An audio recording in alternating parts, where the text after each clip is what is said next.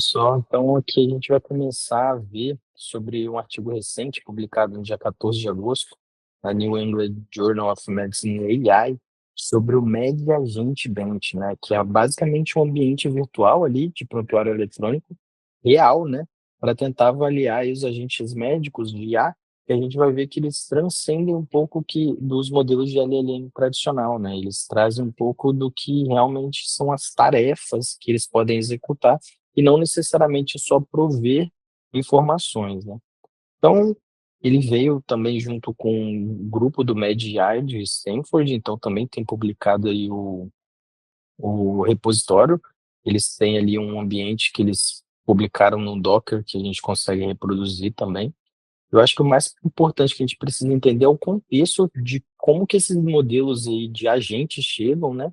Eles evoluíram dos modelos de chatbots, mas necessariamente agora com a capacidade de planejar e executar tarefas que podem ser simples, mas também podem ser complexas, né? Mas ainda a gente vai ver um pouco que nas tarefas complexas eles ainda balizam um pouco e não conseguem necessariamente o melhor potencial que eles podem ter. E aí, na linha da medicina, eles podem vir a ajudar muito na redução da carga administrativa, por exemplo, se a gente precisa de consultar alguma informação, né, que a gente vai ver que é um pouco da query que eles faziam, que eles fazem, mas que também eles podem agir em cima dessa informação que ele buscou, né, e aí trazer também uma ação em cima disso para conseguir trazer ali melhor abordagem médica, né, nos casos reais que a gente vai ver. Além do auxílio ali também na escassez de profissional de saúde. E a lacuna que a gente vê aqui é ter esse benchmark padronizado para avaliar os agentes de IA nessas tarefas que podem ser até muito mais complexas, tá? A dificuldade que a gente tem aqui é sempre ter que conseguir um ambiente complexo suficiente, mas com dados suficientes, que a gente vai ver que eles conseguiram reproduzir isso, mas ainda tem ali alguns vieses da coorte em si, né? E tem que ter dados mínimos para a gente conseguir reproduzir, né, isso no ambiente correto, tá? E aí, o que seria o Agente Bench em si? É essa plataforma de avaliação que ela foi criada para testar as capacidades que a gente tem desses agentes de IA no contexto de prontuários eletrônicos.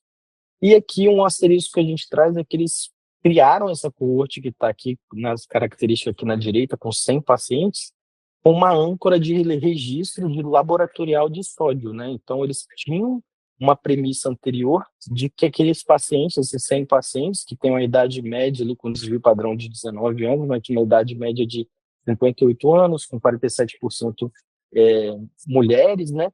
Mas com registros totais ali de 700 mil e observações ali de mais de meio milhão de observações. Eles detalham um pouco mais os procedimentos que foram buscados, as condições que eles foram atrás, até mesmo as medicações, mas o principal foco aqui é entender que existem 100 perfis diferentes de pacientes e que esse ambiente ele tenta simular realmente um prontuário real que é compatível com os padrões ali FHIR, né, que são os padrões de interoperabilidade que a gente tem para transferir dados de um lugar para o outro. E aí essas tarefas clínicas que eles levantaram, né, criadas pelos próprios médicos, elas abrangeram 10 categorias, né?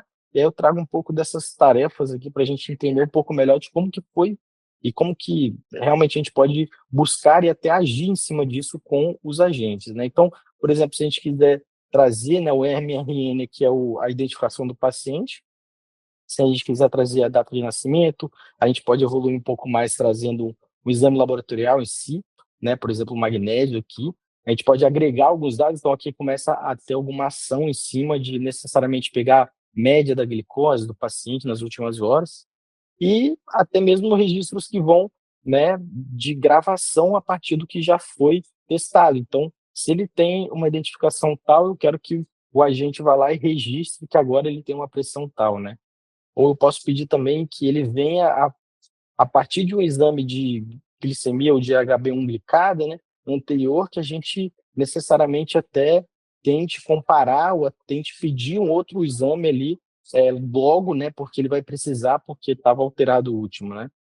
E outras tarefas que foram elencadas aqui que eu acho que são importantes para a gente entender, né, que ele não está só dando uma informação, né, a partir dessa informação ele está tomando uma decisão, né, e essa decisão está sendo útil ali no futuro para o paciente. E a metodologia aqui, né, a gente tem esse gráfico na direita do artigo que traz a tarefa do clínico, então o médico ele vai definir essa tarefa, como a gente viu anteriormente. O orquestrador do agente basicamente vai ser um dos LLMs, a gente vai ver que eles usaram vários LLMs que estão aí no mercado, que vai interpretar, planejar e coordenar essas tarefas, né? Esse LLM em si pode determinar quais as etapas, mas o ambiente em si vai tentar simular um ambiente de prontuário que a gente vai ter get, que é para pegar a informação, e post, quando ele quer necessariamente agir em cima dessa informação, tá?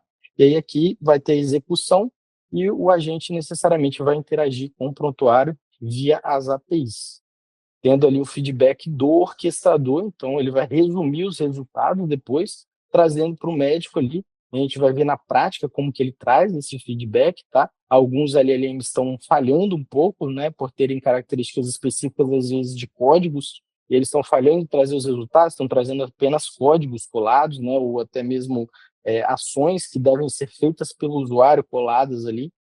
Mas a mais importante para a gente entender que são essas 300 tarefas clínicas que foram levantadas e criadas por médicos, que foram ali abrangendo 10 categorias, e desses 100, né, que a gente viu anteriormente, 100 perfis de paciente, tem mais ali de 700 mil registros identificados.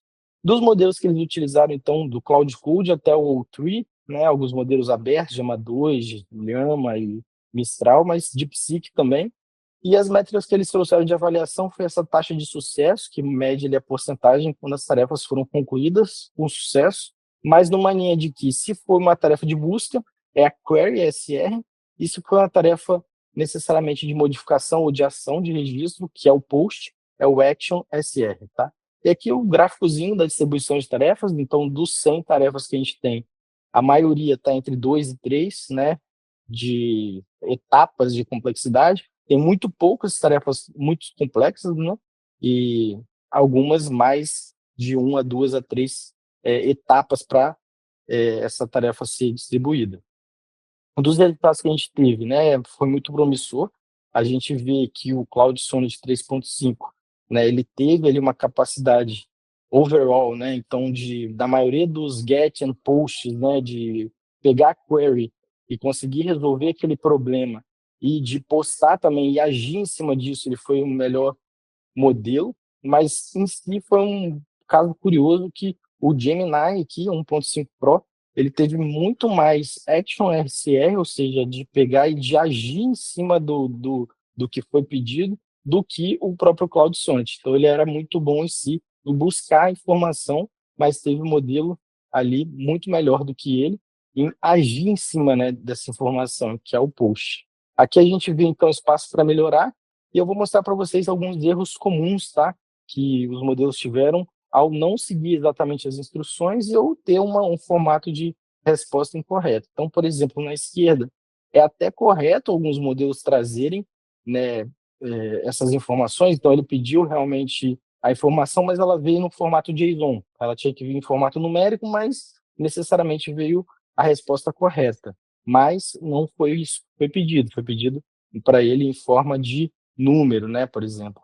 E na direita, quando ele vem necessariamente em formato do que ele deve copiar e colar, vamos colar assim, colocar assim, né, para conseguir aquela informação, em vez de ele executar a ação, tá? Isso está muito ligado à capacidade limitada e restrita ainda dos LLMs agirem realmente como agentes, tá? Eles ainda estão limitados, na maioria das vezes, de te dar uma informação e não necessariamente agir em cima dela, mas a gente já vê que tem um espaço de melhora, né? Porque alguns dos modelos já estão agindo aí como agentes de forma cada vez melhor.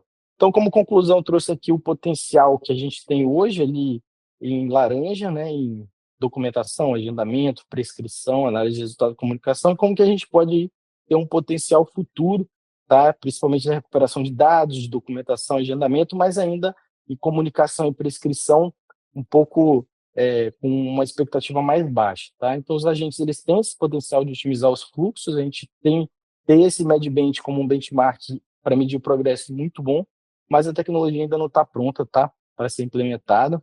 Só que necessariamente a gente pode ali entender, né, que incluir mais tarefas complexas pode ajudar esses modelos aí a realmente aprenderem a fazer esse pipeline, tá bom, pessoal? É isso, muito obrigado e a gente se vê por aí.